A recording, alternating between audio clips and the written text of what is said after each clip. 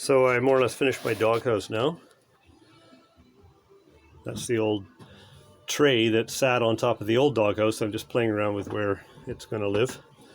I'm going to have to cut it down. Probably actually have to rebuild the whole thing to make it look nice around the old shifter. But on the old doghouse it hid the hinges, and it'll do the same here for me. That's the old one of the Freightliner door hinges that I cut apart and repurposed. And I've used the old Bluebird latch there. And I've been playing with the lift strut. I put one strut in to hold it up. And the trouble is, I was limited in options as to where I could mount the struts, so I've got room for one on each side. But the problem is that because of the way the doghouse is curved, it lifts for a while. Well, it doesn't. It actually, from a closed position, when you start lifting on the doghouse, it actually compresses the strut before the strut starts opening and assisting with the lift. So I haven't put the second one in because it's going to add to the problem, so I've got to think about that. It's not too bad, but you got to give it a heave until it's up about 4 inches, and then off it goes.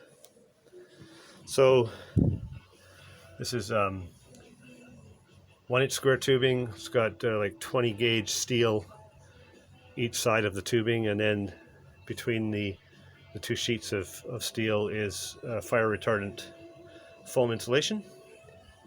I started adding a little bit to the underside. This is a triple wall acoustic barrier. It's quite thick. I don't know if you can see that, but there's a layer of mass loaded vinyl, then a layer of foam, and then there's the like the shiny insulation. And so I'm going to finish insulating that on the inside, and then on the outside as well. I'm going to add a layer. And so I lifted it up a bit, so I got a step here, and a step here, and I've got my kind of test seat in here. That's where it's going to live. It's pretty easy to get in and out. Lots of room. The seat won't slide anymore. It's just going to sit right there. And I can actually walk all over this thing if need be. It's very skookum. And on the other side, the driver's side won't swivel, I don't think, anymore. I don't think there's room, but there's tons of room on the passenger side. So the passenger will have way more room over there than I do, driving. And I'm going to put a swivel back on that seat.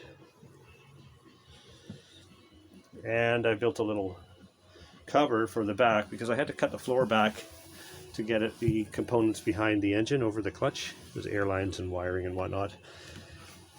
So, and then I have the, this is the clutch linkage. And it's just a wee bit higher than the floor. And I couldn't really do much about that, so it is what it is. So I built this little cover. And I've got these triangular pieces here, and I'm going to insulate between and then put a sheet of 1/4 inch wood on top, or maybe just 1/8 aluminum, and then yeah, and then I'll just raise the floor up, and that'll be that. I hope it's quiet.